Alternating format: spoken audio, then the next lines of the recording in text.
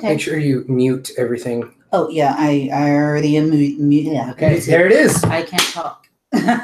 Well, that's not a good thing. You can't talk. We're about to have a podcast. Oh, shoot.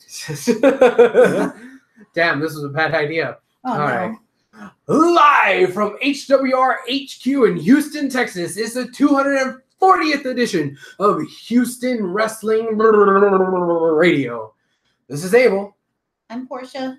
I'm sorry in advance. And thank you so much for tuning in today, guys. Yeah, we have a bit of a change up in the lineup here today. Sometimes Chris can't make it. Sometimes Arnold can't make it. Well, this week, both of them mofos can't make it. So, Slackers. yes. So, that's what happens. And, sometimes, you just got to roll with the punches. But we're still here. We're still live. Yeah. Maybe 15 minutes late or so. But, whatevs. It's all good. If you're watching us live, thank you so much. We very much appreciate it. If you want to, you could log into your YouTube account or your Google account, and then you could chat along with us in the live chat. In the live chat, you could basically ask us questions, just say hi, talk shit, whatever, man. I'll see it here on the old handy-dandy smartphone, and I'll try to incorporate you as best as I can into the show. Now, if you're not watching us live and you're catching us on the replay, thank you so much. You can still interact with us on Facebook, facebook.com/Houston Wrestling Radio, or on Twitter @H Wrestling Radio, or on the Instagrams, Houston Wrestling Radio, all together one word. Also, just leave a comment right here in the YouTube section. That's easy enough. And don't forget, hit the subscribe button and turn on notifications. That way you know when we come on next time, usually 8 p.m. Central Standard Time. But again, today we were a little bit late because of extenuating circumstances. But usually every Wednesday, 8 p.m., that's how we roll. That's a lot of information. Can you start over? You don't even know any of that. They need to know that. Okay. Yeah. So you're good. You're good. All right. Live, 8 o'clock, Wednesday. There you go. That's the biggest thing. So all right. Where do you want to start first? You want to go chronological? You want to go with the big thing? Do you want to just go with a bad or a good at the start? What you want? All right. Well, I guess we got to kind of talk about Extreme Rules. Well, I mean, I guess it did happen. It did happen. It was a thing. It was a thing. What's up, Jumbo? What's up, man? Hi. I kind of want to start off by saying, I entitled this episode, the body count, right? Yes. Because it was Extreme Rules, so everything was going to be extreme. Crazy. Yeah. But did you die? No. That's the theme here. So let's get to the person that almost died. The one that I would think is closest to death. Yes. Kevin Owens.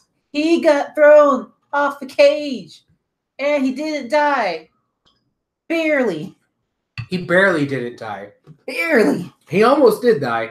I think you and I were both watching it sitting on the couch out there. And I think when Kevin first handcuffed Braun in the corner, and then he went to the opposite corner and kind of taunted him or whatever and started climbing up over, I was like, yeah, Braun's going to get out of that. And Braun's going to do something. He's going to catch him. Remember? Wait, I remember very differently. I said that it was. It was me. That was you. Give me credit. Okay, but I had him flip flop. You said that he was going to break out of the thing. Yes. And then I said, oh yeah, I'd rather be, because it was after he already climbed up, and then it was obvious Braun was going to get him, and I said, I'd rather be alive and a loser than dead and a winner, because that's what Kevin Owens is about to be. He's about to be dead. Braun's about to kill him. What happened? He died. Braun killed him. Braun took him off from the top of the cage, flung him off. Technically, Kevin Owens wins because his feet touched the floor first, so he escaped the cage. Well, technically, his head, then his torso, then his feet. Hit the announce table, bounce. Then the floor. Yes. See, it's all about order. Yes. Yeah. Jesus, that was sick. I know a lot of people after the pay-per-view, and I kind of watched this a little bit after the fact. I was a little bit late on watching. Mm-hmm. I know a lot of people were talking about, oh man, the main event. That was a big thing that was getting spoiled. But me trying to stay away somewhat from spoilers, the thing that I saw that impressed me, that was like, man, this is a really good match. What's this match? Kevin versus Braun. If I would say probably the best match of the evening, probably second only to the main event. Okay. Yeah. It's like, that's my opinion, god dang it. Okay. Mine. Oh, yeah, I see you found Dingy. Be careful. Don't blow out the ears of the people here. Aww. Nate, what's up? How you doing, Nate Outrage? Thank you for joining us. He says, hi, it's Faye. What's Faye? What are you talking about, Faye? Faye? I don't know who Faye is. I don't know. Is that some sort of pop culture reference that I don't get? Unless like he's speaking of like it's Faye Ray, like it's a girl, and it's like there's a girl on the show. There is a girl on the show. Is that what you meant? Maybe. That's probably what it means. Elucidate. Anyway, so what's next in Extreme Rules? What do you also want to talk about? All right. So you said that was your second favorite match of the night, right? How about if I share my second favorite match of the night? You go on ahead. Well, that was AJ Styles versus Rusev on Rusev Day, no less. Oh, by the way, happy Rusev Day. Oh, happy Rusev Day. Oh, thank you. Happy Rusev Day, everybody. There's actually an official one now. Yeah, there is. Did that happen this past week, or did we forget about talking about it last week? It was probably y'all forgot to talk about it last week, but I still am going to go with it. Like, Kane made it official. I mean, Glenn Jacobs made it official, not Kane. Okay, yeah, he made it in Knox County, Tennessee, where he's running for mayor. He didn't win it officially yet, right? He's still in the running. I think he's unopposed, so just like, here, just do your thing. Oh, okay. But yeah, he officially made it Rusev Day in Knoxville, Tennessee, like, I don't know, last week, sometime 2 weeks ago. Yeah, either way, it's going to be Rusev Day in Knoxville all day, every day. Yeah. So, well, just that one day, I suppose. But every day is Rusev Day, yes. I get it. I'm a bunkin? Yeah, bunkin? My bad. I'm a... What? Bunkin? I just go with it. It's lingo. You're right. Okay, lingo. I'm a square. I'm not hip. You're more of a rectangle. I'm a L7. Please stop. Whatever. Just stop. I don't get things. No. Anyway, so AJ Styles versus Rusev. You know, after Kevin Owens Braun, I was like, oh man, this is a good match. Yeah. But then Rusev AJ, oh man, this is a good match. Yeah. I was like thoroughly entertained by Extreme Rules. Oh. And I know a lot of people, especially in the aftermath, a lot of people on Twitter, online were saying, man, the only good was the main event. And I was like, no, there was more than one good match. I mean, they were pretty good. And I love the fact that, and I don't know how this much actually says for me, but I love the fact that I kind of got hooked and I thought Rusev was actually maybe kind of going to win this. In the throes of the match, in the heat of the match. Baby boy, no, baby, no. Think about what you just said. I thought Rusev was going to win there for a couple of split seconds. No. Well, what did you think about that? Well, I thought about the match was my third favorite match. So there. Thank you. Mm-hmm. Like, I love the pomp and circumstance of it. I loved, like, when Aiden English was trying to get involved and he would be unsuccessful at it. And then at the very end, he tried his darndest and he's trying for Rusev. He removed the turnbuckle pad and then he messed up. Messed up royally and then cost him the match. Right. Being that was the story of the match, I thought that was very interesting. I like that they're trying to do this thing where there's going to be friction between Rusev and Aiden English. Yeah. Now, I say that despite the fact that I know the last couple of weeks I've been saying that, hey, I don't want Aiden English and Rusev to break up just because Lana's around now. I want them to be a trio. I don't want them to break them up this and that. But I enjoy the friction as long as it doesn't end up with. Yeah. But the seeds were already planted like 2 or 3 months ago when Lana was like, hey, get rid of him. Yeah. And what has happened? Later on, we'll see on SmackDown. Mm-hmm. She's like, hey, you fucked up. Yeah. Lana kind of berated Aiden English a bit. Mm-hmm. And like I said, I think the conflict is interesting, but I don't want the conflict result to be all of a sudden Aiden English is bye-bye. I want them to still stay as a unit, but I like the conflict because I just want them to work through the conflict and then become like a better, stronger unit, I guess. Yes. I'm still trying to wait for someone to go like, what happened to your accent? I want someone to just do it like Kofi Kingston style. Like what happened to your accent? What happened? Why all of a sudden are you all CJ instead of Lana? Yeah. Like what happened to you? Yeah. It's like I got hit in the head, whatever. So the one that I want to talk about, yes, the 30-minute Iron Man match. Oh my goodness, I loved it. Oh, there you go. There you go. 30-minute Iron Man match went to sudden death. Dolph pulls it out 5-4.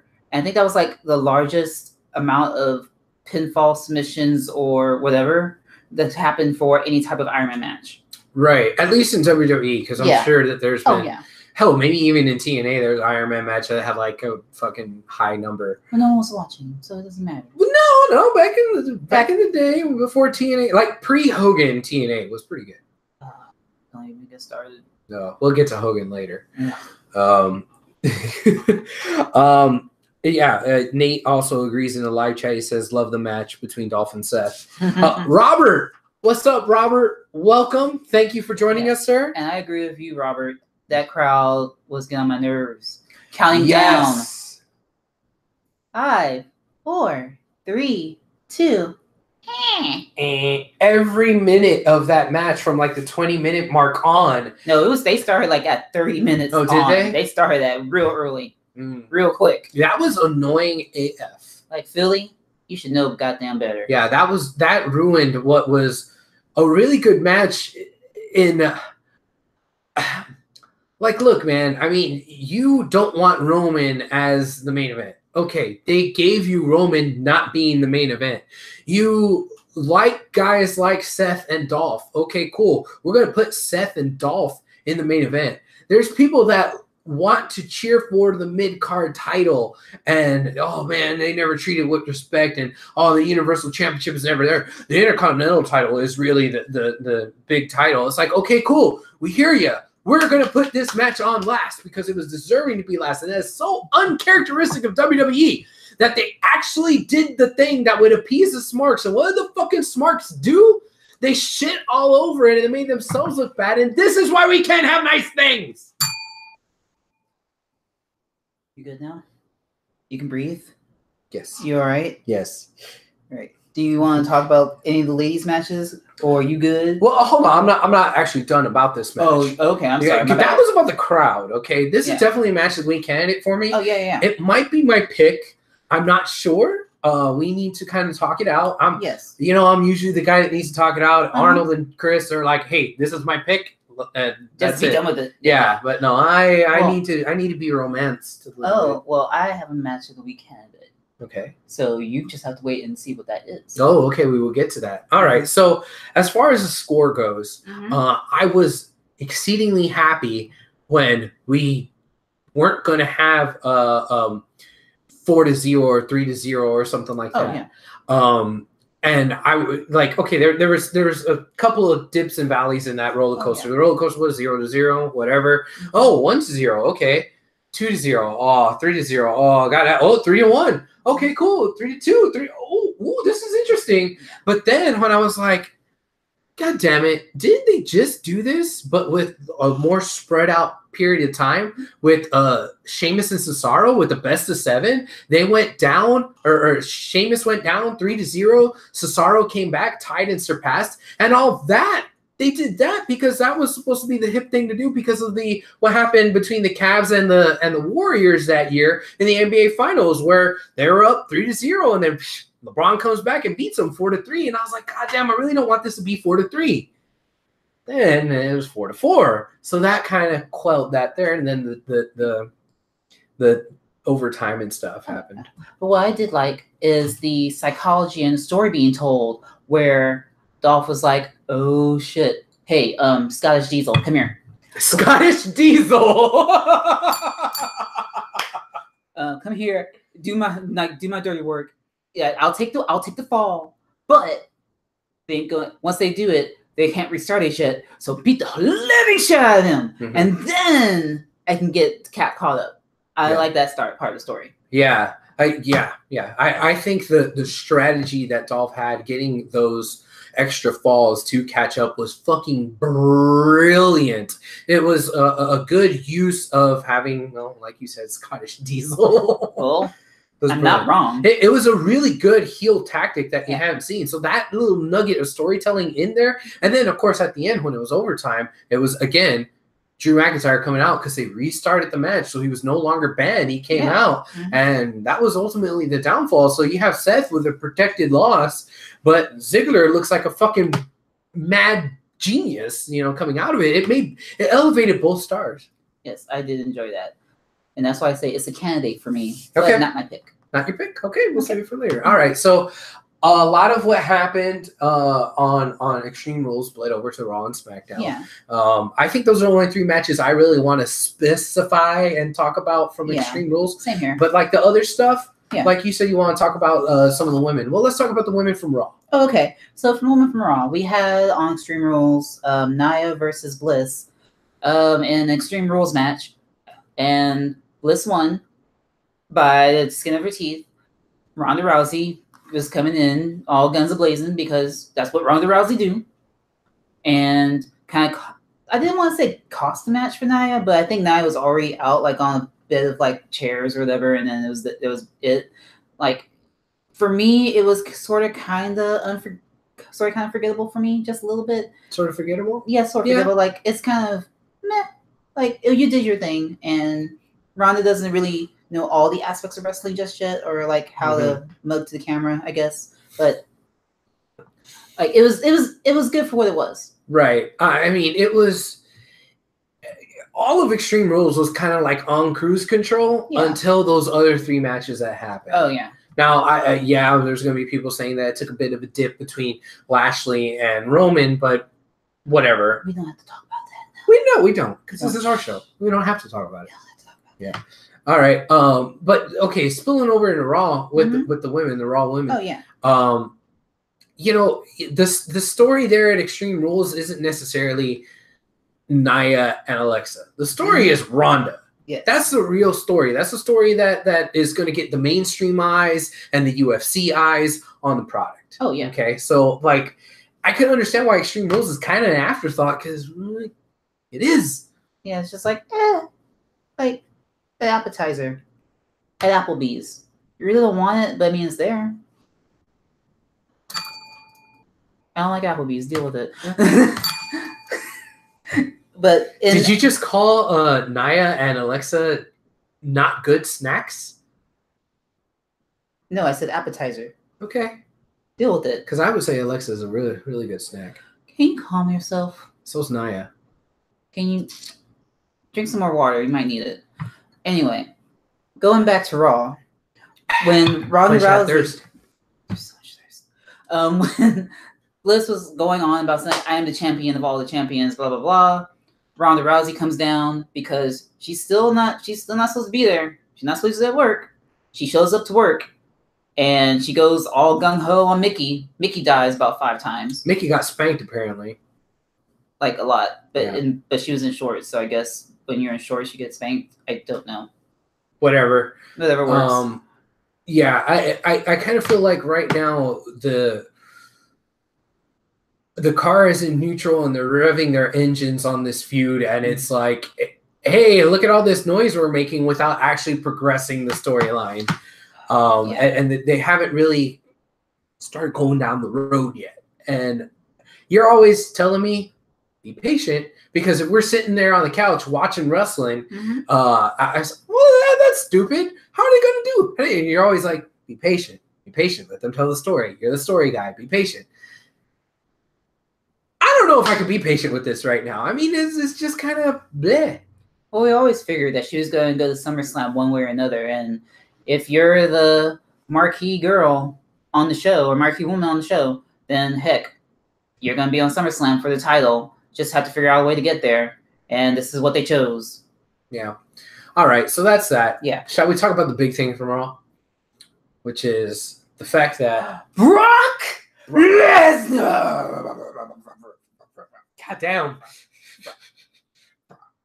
Yeah, Brock Lesnar. So, Kurt threatened to strip Brock Lesnar of the Universal title if he either A, didn't show up, B, made arrangements to defend his actual title, or or we'll see what are going to strip you.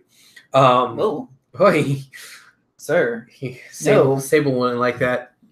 Maybe she would. You don't know. I don't know. I mean, it's cold out there. They gotta get warm somehow. Yeah, they gotta. All right, so everybody in the arena is cheering for Brock to get stripped. Yes. Of course, that's not what happens. We have Paul Heyman come out, and I'm never not happy, or I'd rather say I'm never unhappy to see Paul Heyman. Yeah. I really like Paul Heyman. Mm-hmm. I know there's a lot of people that will say that Bobby Heenan is the greatest manager of all time, and I think there's a strong argument saying Heyman may have surpassed him. I'm not making that argument. I'm going to straddle that fence as best as I can because I love both of these guys as managers. I absolutely adore both of them. But that's just saying how high regard I hold Paul Heyman. Okay? Why not both? Why not both? They're 1A, 1B, So seeing Heyman come out and being kind of upset because we know what that means, which is, oh, great, that means we're going to get Lesnar as champion for a little bit longer, kind of feels not right. It just doesn't feel right to not like Paul Heyman. For me, I don't know if I'm the only one that has that problem. Well, you see, there's a thing called Paul Heyman being a heel. Yeah. And you're not supposed to like him. Yeah. And see, Brock Lesnar's a heel. Yeah. And you're not supposed to like him. Yeah. So it's you're not supposed to like them. Yeah. Well, see, there was something Heyman said. That's like, in that promo, it's like, oh, you guys just really want Brock Lesnar. Yes, we do. Like, the only reason why I think the majority of fans treat Brock Lesnar as a heel is just because he hasn't been around. Not because we genuinely don't like him or don't like him as a wrestler. I want to see Brock Lesnar. I like to see Suplex City. The booking, on the other hand, oh, well, that's a little bit iffy and questionable, especially if he's going up against Roman time after time after time. But, like, the fact that he's not defending the title, I'm not a fan of your main title not being defended. Yeah. But I'm still a fan of Brock. I kind of like Brock. So it's like, am I angry at him or am I angry at the situation? I'm just apathetic about the entire situation. Like, if you show up, all right. If you don't show up, all right. Can we just get the belt back or something? Like, can we have you just show up, like, somewhere at your like in your house? Braun just shows up at your house, like, no goddamn reason. He's like, oh, look, I got a briefcase and I got a ref. 24/7 rule. Whee! And then be done. That's not how the Money in the Bank works. It's how I want it in my head. Well, okay. Let me have my moment. Well, people can wish in one hand and, I can give you something in one hand. Oy. You're welcome. Wow. All right. So, but yeah, we officially have a date for Brock Lesnar to defend his title, which is SummerSlam. SummerSlam. And then we had all of the quasi-main event and main eventers on Raw come out saying, hey, I want a shot. Regardless of whether or not they won their match the night previously. Oh, no, yeah. No, they all said, I deserve it. I'm a loser, but I deserve it. So should we run down a list of the Losers Club? Sure. You got Lashley. No, Lashley won last night. Okay, well, he's not part of the Losers Club. Or, well, the night before. Yeah. Well, okay, just the 6 guys that were out there. Okay, right. Lashley, Scottish Diesel, Rollins, Musical Rollins, First Universal Champion, and the guy that he's just there because he's there, Reigns. All right, so these 6 guys are all saying that they should be #1 contender. Kurt kind of says, yeah, y'all all could, even though someone had just lost the night before. Yeah. Whatever, that's weird. And instead of setting up like some sort of multi-man match with all 6 of them, it's like, we're going to do 2 3-way matches. I was like, okay. Make it. Why not? Just make it a tournament. Maybe they didn't want to have all that. A gauntlet? Something? Maybe not have all that man meat in one ring. Okay. Because Portia's not a fan of all that man meat.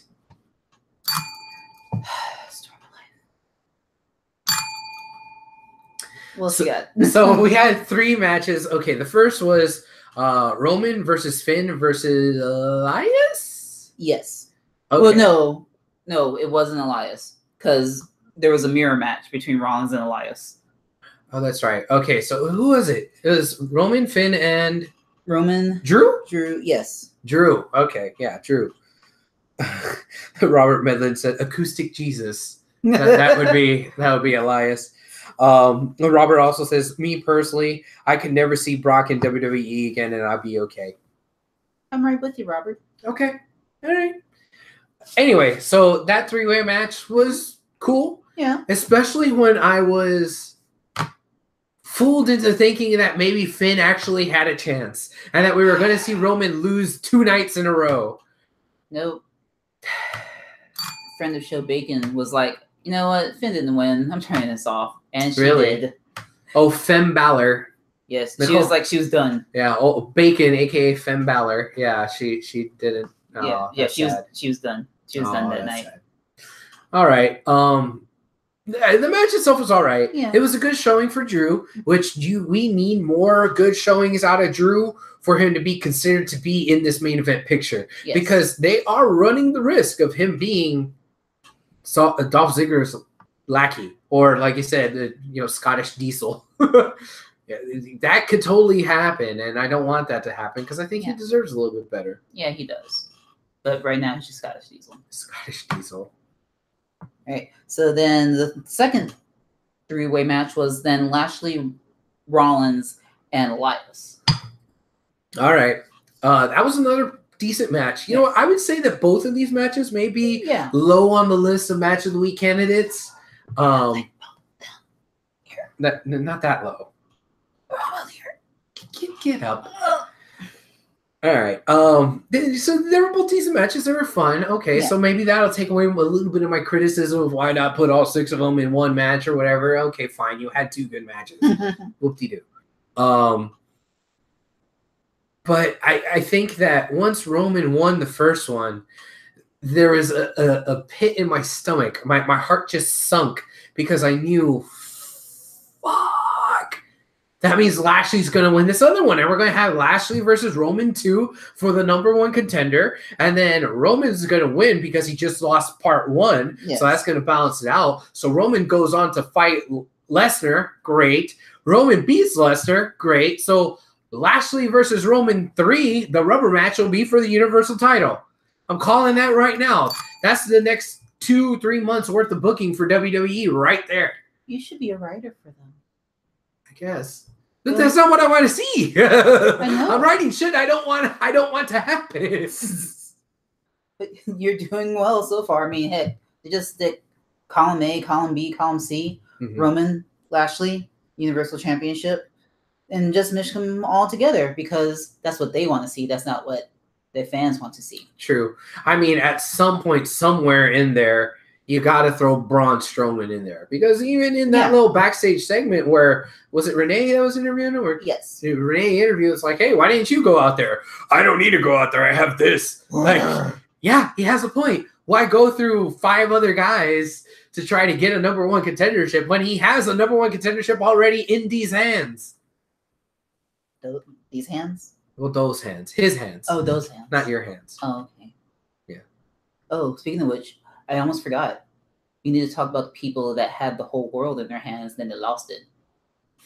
Okay, go. So, like, probably... Oh, hold on. Before we move away from that subject, hold that thought. Robert Medley says this was Finn's yearly reminder that he was the first Universal Champion who never got beat, and nothing comes of it. Yep. God damn it, you're so right, Robert. Yes. He is a broken record. He is a CNC. Just when people on the string, the Finn goes, I was the first Universal Champion. And I never lost it, so I'm due up my rematch, but he never gets his fucking rematch because he's like, I'm going to earn it. Like, no, you idiot. You don't need to earn it. Be like Braun.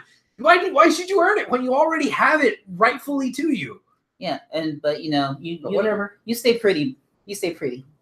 Have Finn, you stay pretty. Okay, so you want to transition to the Leaders of Worlds? Yes. Okay. They had it, and then they lost it to the B team.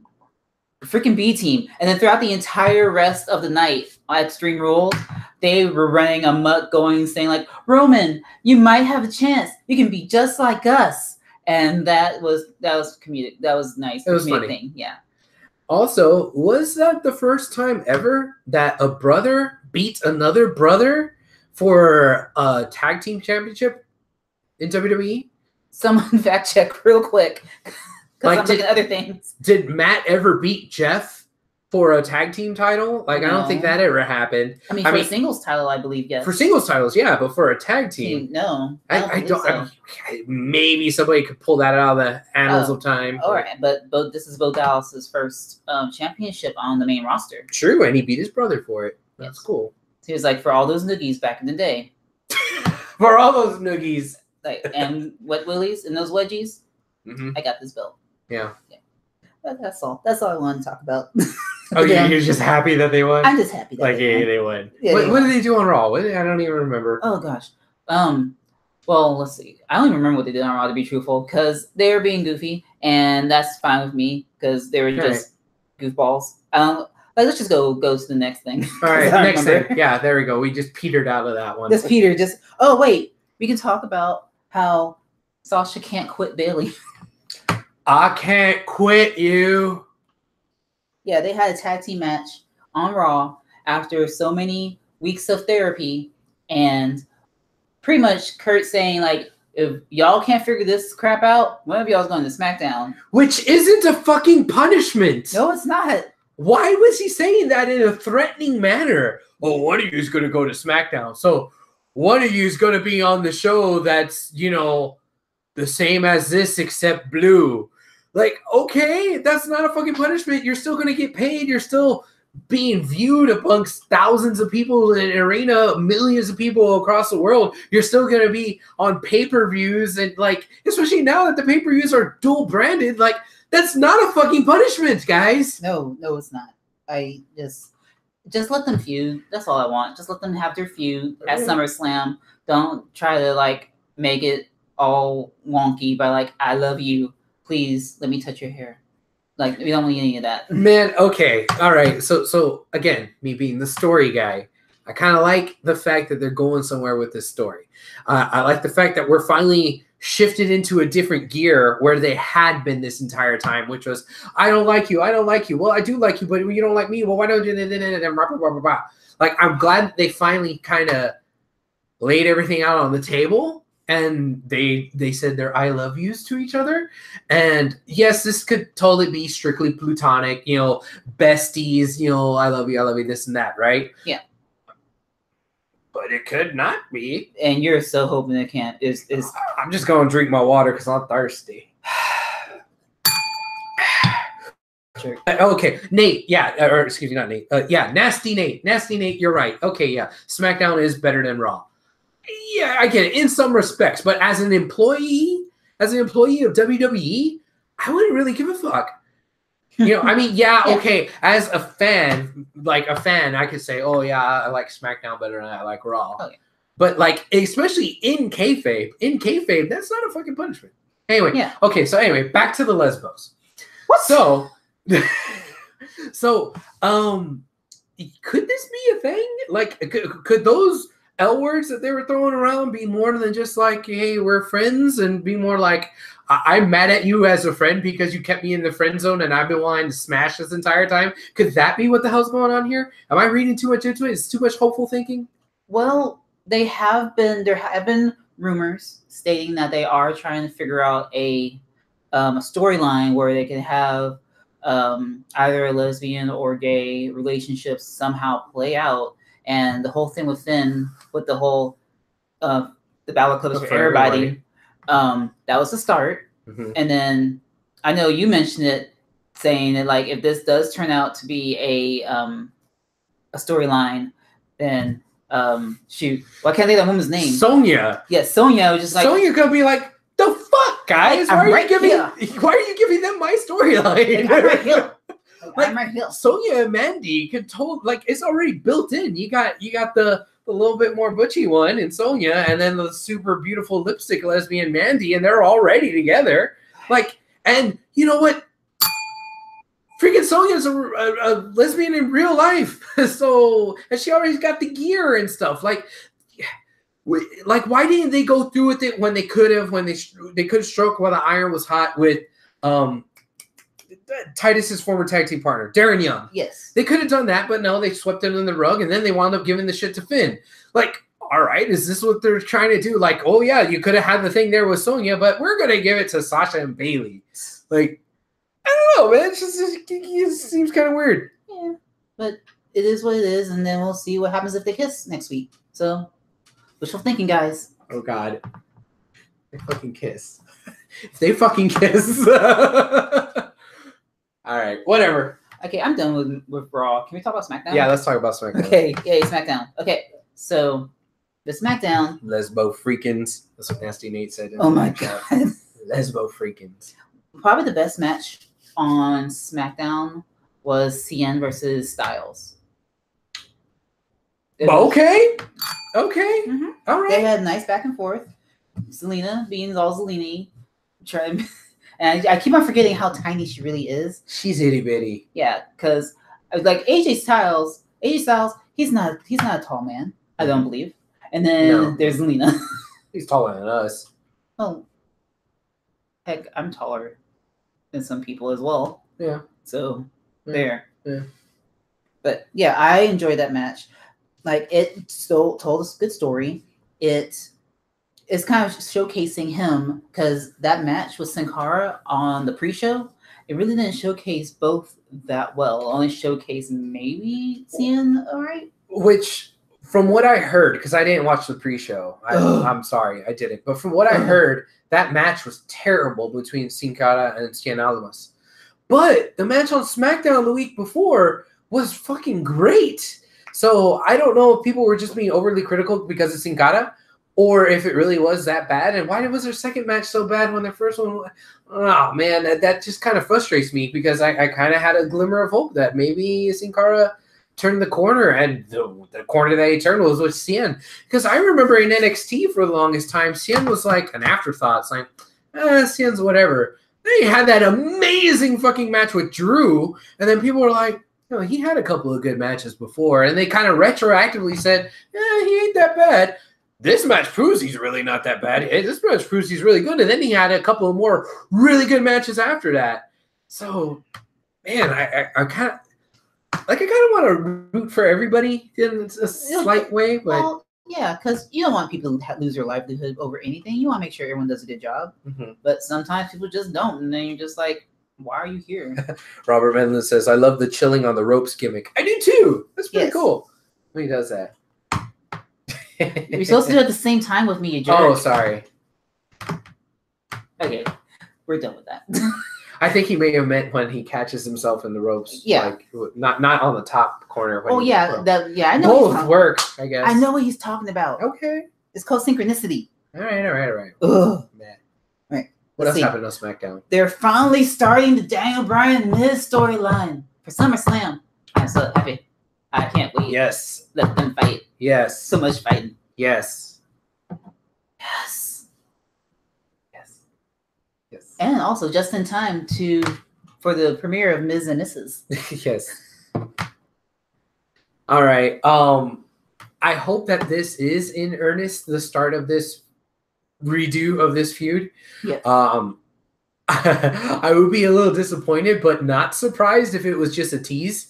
Just planting seeds, and we don't actually get it until like fucking Mania or some bullshit. Oh no, it's going to happen. It has to. I will flip tables everywhere. Porsche has doth decreed. It's my decree. I do decree all day, every day. It needs to happen. Yeah. SummerSlam. Mm-hmm.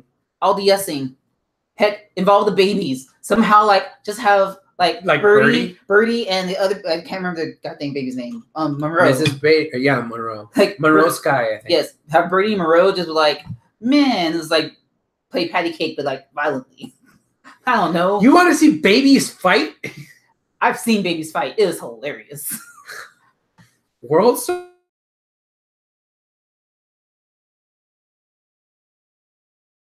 No. Okay. They're just going at each other. God damn. All right.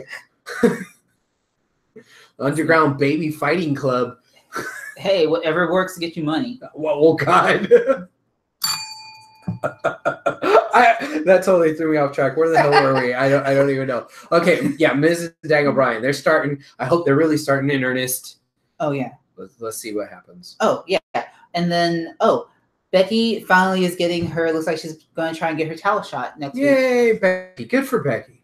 Becky needs a win. Becky does need a win. So the thing is, like, and I know you've said it as well. It's annoying, and yeah, I can see why it's annoying. Hey, we're gonna have you beat the champion in a non-title match. Yeah. So that you can try and beat the champion again in a title match. Ooh. I hate that. I hate that. I hate that so fucking much.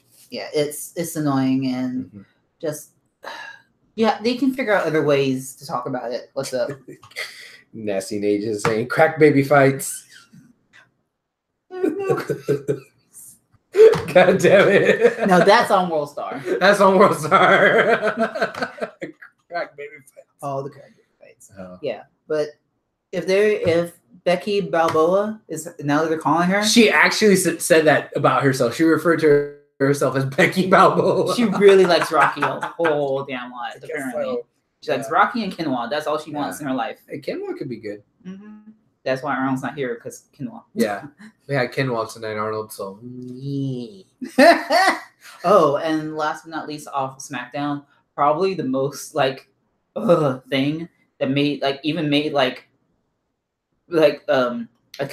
child very, very upset. Oh, that's right. Yeah. So in Extreme Rules. Okay. Okay, go back to Extreme Rules. Let's back up just a little. Let's back up. Yeah. Back up. Okay. Shinsuke Nakamura versus Jeff Hardy U.S. title match. Not bad. For 2 seconds.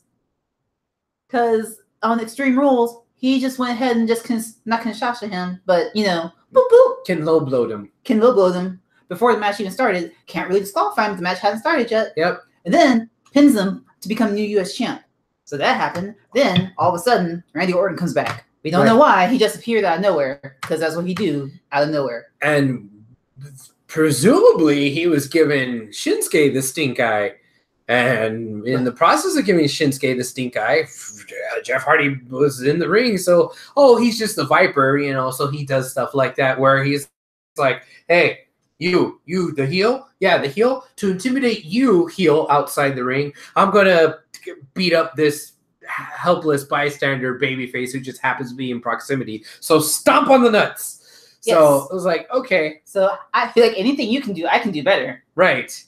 So, but then the story kind of took a bit of a turn on SmackDown. So he presumably Randy Orton wasn't really trying to intimidate the heel on the outside, Shinsuke. No. He was presumably really trying to get at Jeff Hardy's ball bag. And he really wanted to beat Jeff up because he beat Jeff up for no reason on SmackDown. No, not only the ball bag, but also the handles, apparently. Yes. And that was kind of gross. Yeah, okay. So that was gross. We had some friends' kids over last night. We were watching SmackDown because they watch SmackDown too. They're all our wrestling friends. Yeah. And it's supposed to be PG. Remember this. PG. Poor little girl. She's 8? She's 7. 7. Poor little 7-year-old girl. Saw Randy Orton stick his finger in Jeff Hardy's gauge hole and yank. And that made me wince. That made, oh, God. But there was, 7-year-old so-and-so watching, and she was inconsolable for like 30 minutes. Yeah, it was like, oh, no. I was like, thanks, WWE. Thanks. Now I have to try and work with her. She might need therapy now because of y'all. Thanks. Yeah. Appreciate it. Thanks. But that did look brutal. I mean, once you, got over the initial shock of what he was about to do, it was like, okay, of course it was like, wrestling because, you have a gauge like that, you have your gauge out of there, you could elasticize it just a little bit. As long as you don't rip it completely out. But you saw Randy Orton kind of had the back of the ear and so he was just kind of pulling on it, selling it, and so was Jeff. So they were safe, they were fine. Yes. But oh man, the visual was not. I wasn't ready. No one was ready. I wasn't ready. That was the Oscar of things that happened. Yeah. Since she wasn't there that night, we had an Oscar in there. And well, rewind it even a little bit more. So Jeff, who's not with Matt right now currently, is in on a different show, is still trying to bring back the Broken Woken stuff along with him, which, as far as we've seen on WWE TV, we haven't seen Brother Nero. We haven't seen the obsolete mule. We've just kind of seen him face paint and pop up during the was it Ultimate Deletion that they did here? Yeah, just pop up just for like a cameo, and that was it. So like we don't have any context as just if somebody that only watched WWE, we don't have any context as for any of the stuff that he's trying to tease and say, oh hey, now I'm part of the old broken stuff from TNA too. Now, of course, me being somebody who watched all the broken stuff in TNA, I'm kind of happy to see it, but I hope that doesn't confuse some of the WWE filthy casuals. you know, they'll have to understand too. I think the casuals understand, like, oh, they're brothers. Jeff got fingered. Yes, he did. They're on the same. They're not, even though they're not in the same branch. They're still in the same universe. So if for some reason, whenever there's a pay-per-view, even though I don't understand why they didn't come and help him out at the pay-per-view because they were there, like, good point. But hey, they're there. This is the same universe. They can do broken and obsolete and classify and all that good shit. Like, heck, do it. Why not? Okay. Yeah, but I think are we done with WE? I think so. You want to move on to NXT? Yay! NXT. All right, NXT. I'm gonna need help on this one. Okay. I just watched it the other day, but I had such a crazy day. Yeah, I would like to call this episode the Undisputed Era versus the Brits because it was sandwiched with the Undisputed Era versus the goddamn Brits. This is true. Yes. So the first match was Adam Cole versus Danny Burch. Yeah. Oh, thank you. Sorry, I should have paused. But yeah, Adam Cole. Baby. Thank you. Versus Adam Burch. It was a good back and forth. Lots of Danny Burch. Did I say Daniel? You said Adam Burch. I'm tired, man. You gotta let me be. Danny Burch. Danny Burch. But yeah, they had a good back and forth. It was very kind of catch as catch can. Yeah, I can say it right. Catch as can. And it was just they kind of put it all out there. I liked it. It was good. And Adam Cole being Adam Cole, being an asshole that he is, he just kind of rubbed it in his face at the end. So I liked it. Yeah, it was good. It was nice. Also, Kairi Sane versus Vanessa Bourne was nice. But before that, though, I want to say one quick thing about Vanessa Bourne. Yes, I really want Vanessa Bourne to be more than just a jobber. Yes, I think she has like this look that is kind of different from everybody else, even though it's kind of not that different. And like we've kind of seen maybe in the past more of divas dressed with just wrestling lingerie, but right now all the other girls, all the other women wrestlers, they have like the booty shorts with the bra top, and like that's it. And she's kind of got like this throwback lingerie kind of thing. Oh, what was Katrina's name before she was Maxine? Yes, it throws back to Maxine. Yeah, it's a little throwback to Maxine, but it's also like, she's just, it kind of sets her apart. I guess that's all I'm trying to say. It sets her apart just a little bit, and she's attractive. Well, someone has to be the jobber, and you happen to be the sex. And if you happen to be the sex pot jobber, then be the sex pot jobber. That's your role in life right now. Okay, so she's a sexy jobber. Yes. Aye, papa. Yeah, but then, before then, there was the altercation between Candice LeRae and Shayna Baszler, pretty much saying, "Why don't you take care of your man because your man got issues?" And then fight. Yeah. That was cool. Yeah. Go ahead. And that's setting up a 4-way now. Yes. But before that, there was Dakota Kai versus Lacey, not versus Lacey Evans, but Dakota Kai talking smack to Lacey Evans. Lacey Evans looking awesome, and because I like vintage retro gear. Oh yeah. And I love their outfit. No one else is gonna talk about outfits on this show except for me, so I'm taking it as much as I can. I just got done talking about an outfit. But retro outfits from like 1920s and 30s. Okay. With the hat, she looked like she's about to go to church. She had her best church hat on. And then I think that's going to lead to them having a match next week. She's about to go gossip with Miss Odell. Stop. Oh, you broke it. I broke thingy. There you go. All right. And then after the Vanessa Bourne, Sister Bevan match with Kairi Sane, then Kairi says, like, I want to be in the hunt for the title, blah, blah, blah, blah. Which leads to the Fatal 4-Way announcement between Sane, Cross, LeRae, and the new newlywed Belair. Newlywed Belair. Well, she is a newlywed, yeah. So that's going to be number one contention for next week. Well, tonight, right? Yeah, so when it's happening tonight right now. Well, it happened an hour ago. Yeah, an hour ago. So there's a match. There's a number one contender now. I don't know who it is because we didn't watch it.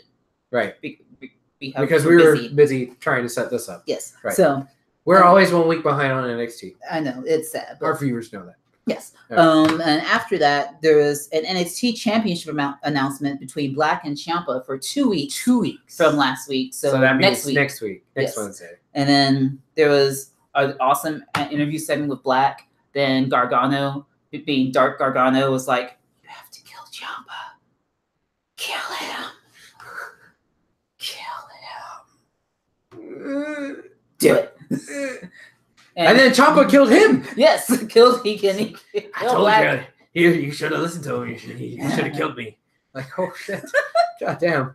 But I kind of had this feeling that it was a little bit too herk jerk, but typical of WWE to have Ciampa just go and forget about Johnny for a while and then feud. But I'm really glad that they're not just like, okay, well, this is what's happening between these two and then that's it. They're kind of including Gargano in this, and Gargano's not in the match, but he's still kind of involved in the story. Yes. And Ciampa's like, I'm done with him. I'm on to this new thing, but there's still a story there. There's still beef there, and I feel like it's all getting mixed together, and I like it. I got a prediction. What's that? My prediction is that somehow, some way, Gargano is going to be involved in that match. Make it into either a 3-way, or they're going to just make it to where, like, sorry, Ciampa lost. You had your chance. Ciampa versus Gargano 3 match. Loser leaves town or some shit. Well, what I was thinking was going to happen was you're going to drag that out even further. So at this next match, when we have Ciampa versus Black, Gargano is going to insert himself in the match and get a DQ or no contest out of it. And then that's when, oh, hey, I should, wrestle again. Like Ciampa or Black or whatever. They're like, oh, we still need to have our match, blah, blah, blah. And then somehow Gargano weasels his way in. And then the next match is where we're going to have like a 3-way. And because we got a takeover coming soon. Mm-hmm. Yeah. Somehow we need to get all three of these guys in the ring at the same time. Yes. I want that to happen because I think that would just be fucking gold. That would be a really good. That might be one of the best 3-ways since Styles Joe Daniels. That might be one of the best 3-ways since Wild Things. It's a movie. Look it up. What? Wild Things. It's a movie. Look it up. Okay. References. I'm so glad that I'm here so I can say pop culture references that you don't know about. Yay. So when's Arnold and Chris coming back? Shut up. I'm here now. All right. Wow. So main event time. Yay, main event. We have Strong and O'Reilly versus Seven and Bate, the master of all. Mustache Mountain versus Undisputed Era for the NXT Tag Team Championships. Yes. Now, you know how I was saying that I thought I had a match of the week? Mm-hmm. I think this is the other match that is competing in my mind for match of the week. Okay. This tag team match. It is the way it ended is what does it for me. Of course, the match leading up to the ending was really great. All the crazy spots that all four of these guys can do was amazing. All the near falls. But the story. Yes. Oh my God, the story. The father figure in Tyler's life. And then he has to choose, like, do I want him to, like, try and do it? Or do I make sure he doesn't get hurt? Because God, Jordan, if he gets hurt, that's it for him. And at the expense of the tag team titles, something that they got and they're very proud to have, even though it was just for a short reign, like it was just a budding reign, and it's like, oh hey, wow, these guys all of a sudden are the NXT tag team champs. Yeah. It's like, do I throw that away, to save my trainer? Yes. Oh God, it was so good. And then the tried and true, yet not used often, throwing in the towel bit. Right. I honestly, and I'm not exaggerating with this. Mm-hmm. I think this was the best storyline use of the throw in the towel bit that I've ever seen. Ever. All the other throw in the towel bits, they're just whatever. Or they had Martha Hart come over here and throw it in. Or no, it was Helen. Yeah, it was Helen Hart throw it in, and it was over, like, and then and it was kind of lame or whatever. But like this, you saw the internal struggle of Tyler Bate deciding whether or not he should do that. And meanwhile, you had Trent Seven like saying, "No, don't do it." It was almost the tension and the body language that you saw out of these guys almost rivaled. And I know I'm saying a mouthful here when I say this, almost rivaled that pantomime story that you got from Ric Flair versus HBK at Mania. The "I'm sorry, I love you." Like that is the kind of vibes I was getting from this. Like, no, I could do it. I could hold on. I just got to figure out a way to get out of this hold. You've been in that hold for goddamn 30 years. I'm going to throw in this towel. No, you're going to cost us the championship. I know. I don't care about the championship. You, my wrestling daddy. Yeah, like, oh god damn, it was so fucking good, so good. Yeah, I do agree. It's definitely a match of the week candidate for me, but yet still not match of the week. It's not your match of the week. Wow, I know. I had to choose. Okay, but I chose another one. Oh my god, and we're not even there yet. No, we're not. Oh shit. Yep. Okay. But yeah. Well. Man, after talking about it, I kind of want to make this match my pick, but ooh, man, I don't know. I think the wrestling in and of itself was a little bit more solid, and with the Iron Man match, and it was obviously longer because the NXT main event's a little bit shorter, this and that. The wrestling itself was pretty good. Oh yeah. But I just want to gush over the story, and I think the story is making them like neck and neck almost, but. Unless you have anything else to say about that, we can move on to something because I already gushed as much as I'm going to gush. Oh, well, yeah. I mean, I've said what my piece about it. Like, and I think it's good. Like, it's a match week candidate, but yet not my pick because you have to go to one other place. Okay, well, let's go. You want to know what that place is? Where is that? Lucha Underground! That was kind of loud, but okay. Sorry. All right, Lucha Underground. So, again, what was the episode title here? Sacrificio. Well, I meant of our show. Oh. But yeah, it was... Let the bodies hit the floor. It was something body count. I don't even remember what it was. Elevated body count. That's what it was. Yes, there's an elevated body count. So many bodies are... Okay, so Porsche, you said that you wanted to debut kind of a new segment here. What are your own segments that you want to bring here to HWR? I was like, what was the title of that segment? I didn't have a title just yet. Okay. I just call it They Dead Now. They Dead Now. With Portia Anderson. They Dead Now. They Dead Now. Yeah. So, if we go back, just for this season alone. Just this season. Just this season alone. Season 4. Yes, season 4. Dario, Jeremiah, Phoenix, Mr. Spectacular. The first match from this episode that we're going to talk about, Cortez Castro versus Matanza. Yes, sorry. Matanza. Cortez was sacrificed with the quickness. And because he was sacrificed, dead. As far as we know, now, okay, yes, Lucha Underground has a history of killing people off. I don't know if I'm willing to say that these people that were sacrificed because the lights went off and then they came back on are dead, because this is Lucha Underground. Yeah. They disappeared. So they could be existing on some other plane where the gods exist and they weren't killed. Sacrifice. I know, but like, I'm just basically leaving enough room for mysticism. And I think some of that might also apply to Phoenix and Jeremiah, because they didn't die in the way that some of these other people on the show died. They were just stuck in the coffin and rolled away. But we still don't know exactly what the fate of Phoenix is, because we know that the plans were by Katrina that, I'm going to use his life force to give myself life. And she did that. Presumably.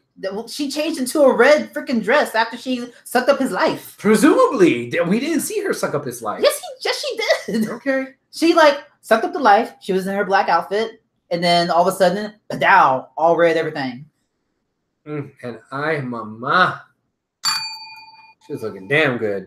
Yes, and she gave her coin to freaking Melissa, saying I don't need this anymore. Here you go. That's true. But what if the coin houses the soul of Phoenix, and maybe now that Melissa has the soul, she's gonna, maybe resurrect him or something. Maybe he's not dead. Maybe he's living, but in that thing. Because the whole thing with Matanza was that his soul was in that key. It's like a fucking Horcrux. There's Horcruxes in fucking Lucha Underground. So it's not until you break the key is Matanza's soul or his humanity gone, and now he's a god. What the fuck is going on here? Because it's not a wrestling show, it's a TV show. God dang it! I guess so. By the way, Cortez is sacrificed. Cortez was sacrificed, and then the lights went off, and they came back on, and he was gone. He did. Then the next match, we'll get back to the dead list. We're going to go in chronological order. Robert Medlin, is his soul in her baby? Oh God, that'd be so crazy! A living Horcrux. Oh Lord! Oh gosh. Okay, so before we get to the last person that's dead, we gotta talk about the other matches that happened. Okay. Evilise versus Joey Ryan for one of the Aztec medallions. Right, that was good. Yes, that was real good. Joey Ryan was Joey Ryaning as usual. Yes. Evilise was Evilising because she wasn't having that bullshit. Mm-hmm. And she won. She got an Aztec medallion, so that was cool. The next match, which I consider my match of the week candidate for candidate or pick? Pick. Sorry. This is your pick. This is my pick. Okay. This is my pick. Okay. The Mac versus Son of Havoc versus Killshot.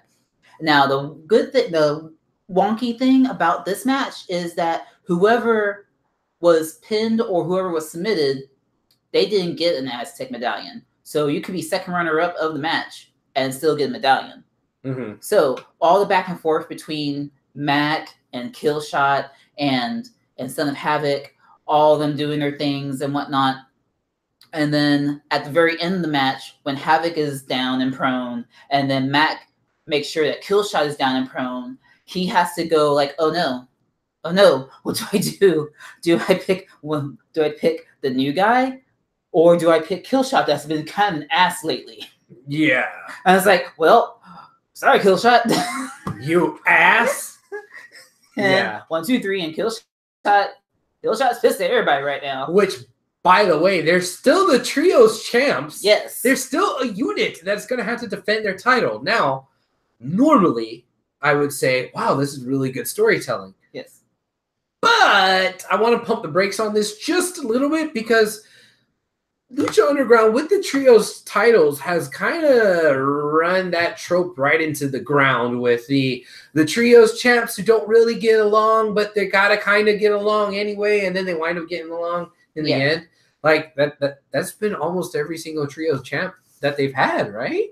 I believe so. Wait, yeah. Well, no, except for the Cobra tribe. They were always because Drago was in that, and Drago didn't want to be in the Cobra tribe, but then he got brainwashed or whatever. So So wait, was World Underground ever trios champions? I think they were. I think it was the tall guy from South Africa. Was it Angelico with the other two that wound up joining the Worldwide Underground, and then they had friction and tension, and then Angelico left the Worldwide Underground, and it was before they were calling them the Worldwide Underground too. It was before that. Oh, so much backstory. Good Lord. Yeah. Shit. I hope I got that right and I didn't fuck that up. Robert, I'm sure you'll correct me. Robert, please correct them. That'll make my day. Yeah. But I think that's my match of the week pick. That's personally for me because he had a Sophie's Choice. He did. He had Sophie's choice: go with the person that you know, or go with the person that you don't know. Mm-hmm. And he went with the person that you don't know. Yeah, and that's just going to create a little bit more tension with their dynamic. And then what's going to happen when the Gift of the Gods match actually rolls around? And like, okay, well, we got 2 of the trios champs in the match. Oh, Killshot's going to fuck everything up for him. I already know that. Okay, all right. So who do we have so far that have medallions? Ivelisse, Son of Havoc, the Mac. Who won it? Last week. Last week. Oh, it was supposed to be King Cuerno, right? Yeah, King Cuerno. Is that all of them? Yeah, there should only be like 3 more, I believe. Robert Mendes says, "No, I'm pretty sure that's the story." Thank you, Robert. Okay. All right. So I think we just have 4, and there's supposed to be 8. There's 7. 7. I believe there's 7. 7. Okay. So we're gonna get to the next Aztec medallion match: Mil Muertes versus Cage. Yeah. That was just hard hitting as hell. Oh man. So many hits. Cage and Mil Muertes. When I saw that was gonna happen, I got excited right then and there. I was like, this match is gonna wreck shop. And that's exactly what happened. Oh, and yeah. You don't get too many dirty finishes in Lucha Underground. Mm-hmm. You have crazy ass stories that like stupid shit happens in Lucha Underground. But as far as like having DQs and shit like that, that doesn't happen very often. Most of the time, because whichever Cueto is in charge likes to be lenient with the rules and instructs the referees to let them beat each other up a little bit with chairs. Yeah, let them do that in the because they like violence. Yay, violence! But I was genuinely surprised and taken aback. I was fucking swerved when Pentagon Dark Cero Miedo showed up in the middle of that match and like, no, Cage. Where's my lunch money? And just like beat the living shit out of Cage while Cage was like trying to wrestle Mil Muertes, which in and of itself is a tall task. And from what I heard is that like he was like literally hiding in the crowd. He was standing in line like everyone else, like waiting to get into the temple itself, so that no one would know that was him. So he was just hanging out with his people in like the little mask that he had on. Yeah. Then when he was ready, he was like, "Ha, suck is me." Yeah. That's exactly how he did it too. That's exactly how he did it. Yeah. True story. I also really like the promo that Pentagon cut. Mm-hmm. Of course, for those of us with the benefit of understanding Spanish, we're able to, not worry about the subtitles because the subtitles were pretty much spot on this time. But sometimes with Pentagon, the subtitles are not quite right. Yeah. But this time it was close enough. Basically, Pentagon was like, "Fuck you, dude. You know what? You don't need an Aztec medallion. I'm going to kick your ass anyway. And I'm going to put my title on the line. Because you know why? Because fuck you. That's why." And it was like Pentagon's a legit badass. And he's like, "I'll defend my title just because you pissed me off." Like, he is not running from anyone. And I fucking love it. Oh, but did you catch the one thing? This is going back to Katrina and them. Okay. You notice that Mil Muertes was like, "Come hither." Yes. Do the lick of death. It's like, "No, bitch, I don't want to do that. I'm alive." And then she kind of licked her own hand. Yeah. Or licked her finger or something and then just pointed it at Mil. And Mil's like, "You just fucking licked me from afar? Am I going to be dead? Wait, what happened?" Because she's goddamn alive. Keep on telling you this. I know, but he doesn't know that. But does he know that? No, he doesn't know. He doesn't know that she's alive. And then that raises more questions. Well, what is and has been the relationship between Mil and Katrina? Like, is Katrina just manipulating him? And if so, why? Like, and why is Mil putting up with her? Like, and it's not a romantic relationship. We thought it was at first, but now it's like, no, I don't think there's, And I can't remember why she became. Stop. I can't remember why she's annoyed with him. Because I know last season she was like, "I'm done with you, but I gotta stay with you. Fuck this noise." And I can't remember why. Yeah. So much fucking backstory. There's so much, like, there's so many layers. Yeah. Robert Mendes says, "My match of the week pick." Robert, I need a little clarification. Are you talking about the Cage versus Mil match or the triple threat match? Yes. But while we're waiting for him, we're going to get to the last segment of the show. Yes. So, all last season, Paul London and his group, the Rabbit Tribe, were just following little Masquerita Sagrada around. Thank you. Masquerita Sagrada. I'm going to get it right one day. They're following him around. Like, you don't have to get it right anymore. Oh, womp. He just it's like, hey, you the right rabbit? You the white rabbit, right? Can you be the right rabbit? And it's like, no, but I can take you to him. And then they disappeared, and now they've reappeared after these 5 episodes now. And Salvador. See, he finally talked, and he was a posh British man for some reason, which was like, what the fuck? I was like, was I checking that voice? But okay then. Yeah, I was like, okay, but I forget the other one's name. The guy with the bad. I know his name. Like, no, Mal Suerte. Yes, bad luck. Yes, yeah, Mal Suerte. Yeah, they all go in. They all. Oh, Robert was saying Cage versus Mil Muertes is his match of the week. Oh, okay. So we have like matches of the week coming from all different angles. Everywhere. That's cool, man. Yeah, that's really cool. Yeah. All right, sorry. Oh, that's okay. But then they go in. They see the White Rabbit. Right. And the White Rabbit, who happens to be this new guy on Impact Wrestling, and yes, I still watch Impact Wrestling because I hope the best for them some days. His name is Killer Cross in the indie scene, but he's the White Rabbit there. He pretty much tells Paul London, like, hey, I can tell you all the secrets that you ever want to know, but you need to off the guy that brought you here. And everyone's like, wait, what? Well, you want us to do what to you mean to him?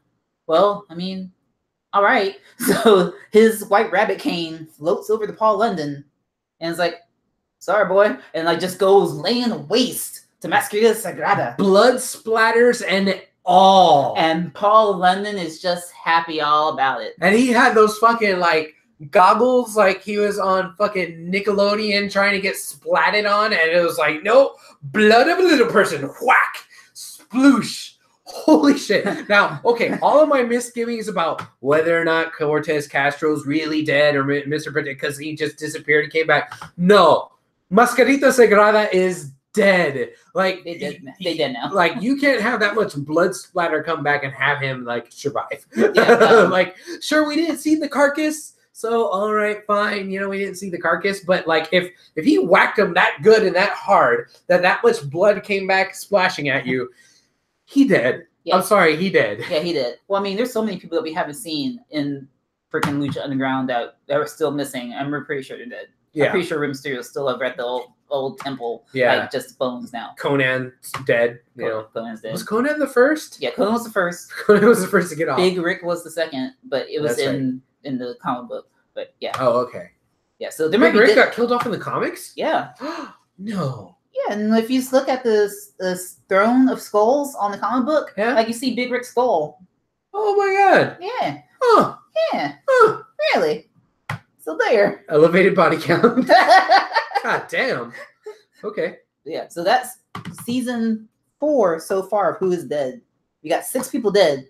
But I'm very doubtful about Dario. I think Dario's just trying to fool everybody. Hey, I think Dario is really Antonio, but he's like playing it off like, oh, I faked my own death and now I'm my dad. Yep. Like, no, I don't know. There's a lot of fucking interesting fan stories out there with that too.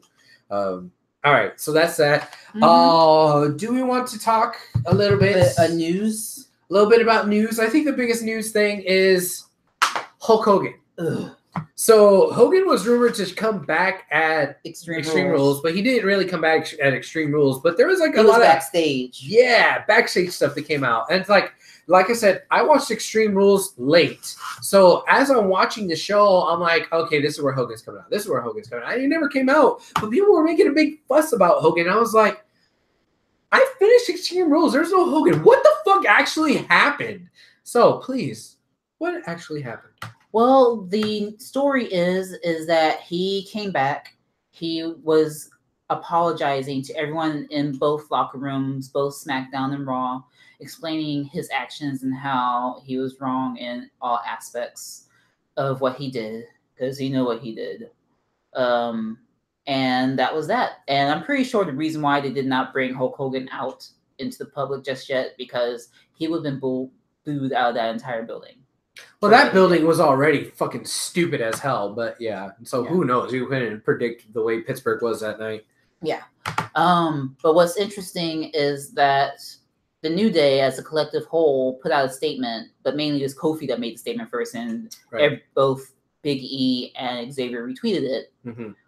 Kofi was saying, like, yeah, you know, he did what he did. We're not going to forgive him, but we're going to live our lives and do our jobs. And if he tries to come at us, like, I don't give a shit. Fuck him. Yeah. Now, but that was also after Titus had already said something, right? Titus said something? I did not see Titus's response. What did he say? I thought Titus did say something, but I could be mistaken. I don't know. But all right. So Hogan is basically trying to get back into the good graces with the WWE.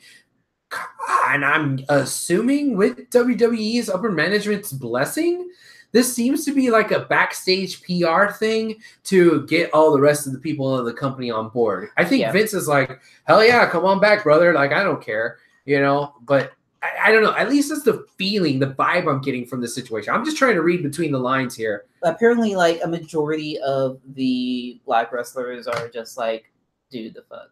So they're all just kind of like, we don't really want him here, but you want him here apparently. But we're just gonna go over here. If he tries to come speak to us, we'll just walk the other way because we don't want to deal with that. Yeah, and it's a messed up situation all around. Yeah, it's really bad because like this is almost at Benoit levels without the killing.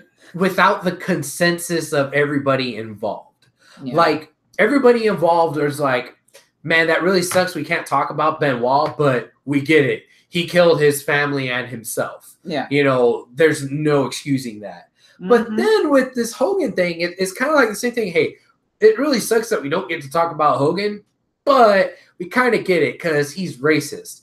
But that's only like half the people that care about that. The other half of the people are like, so what? I agree with them. You know, it's like, well, shit, you know? So like that kind of leaves a little bit of that door open for higher ups or whoever's up the food chain to say, you know what? Yeah, let's bring them back. And, the rest, they'll deal.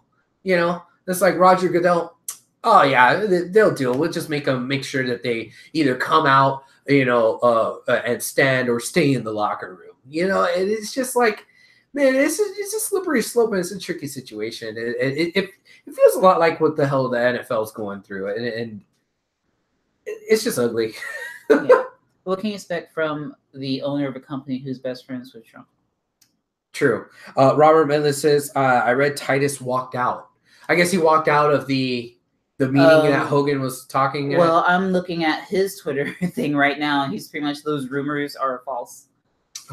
So he's like, and I wasn't booked, so I did not walk out of anything. If anything, I was there, and he just felt that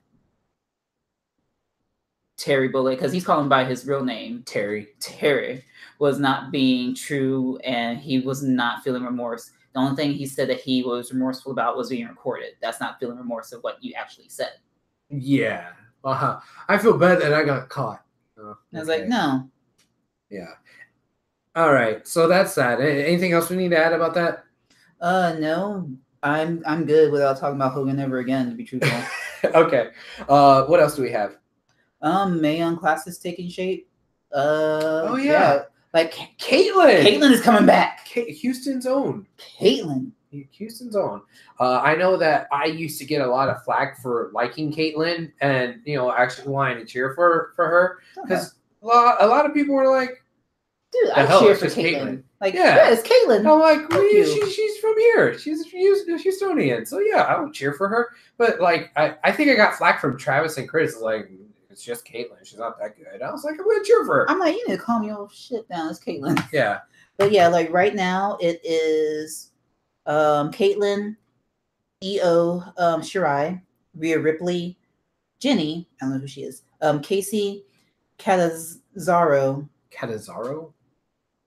I'm trying to pronounce as best as I can. Okay. Nicole Matthews, Tegan Knox, formerly known as Nixon Noel, Jessica Alban, and last year competitor Reina Gonzalez, and Diana Perazzo.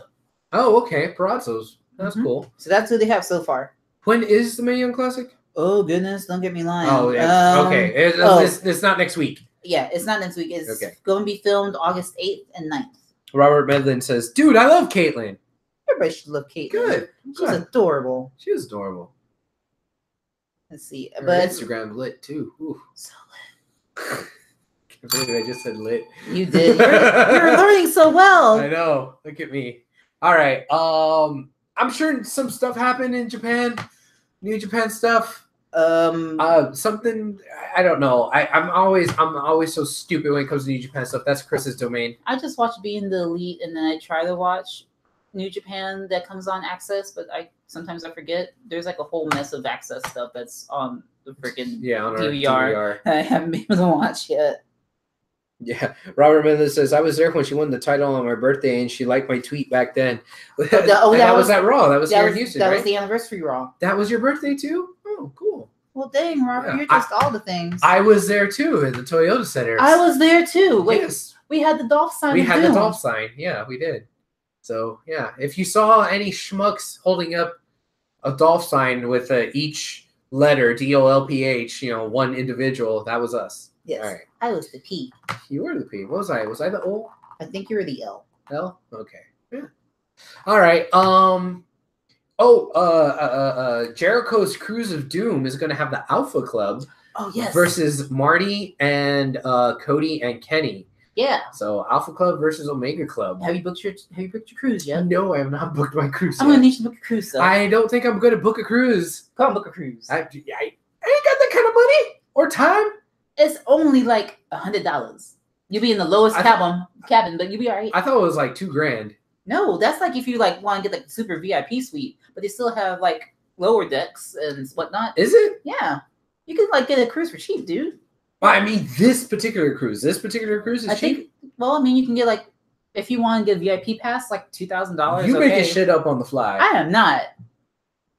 You look up a cruise price, and it'll say like $300. I don't care about a cruise. I care about this cruise. Then you go to the goddamn website and you pull up the cruise so you can go see the show and see Ron Funches. Because I want to see Ron Funches. Bunches of Funches.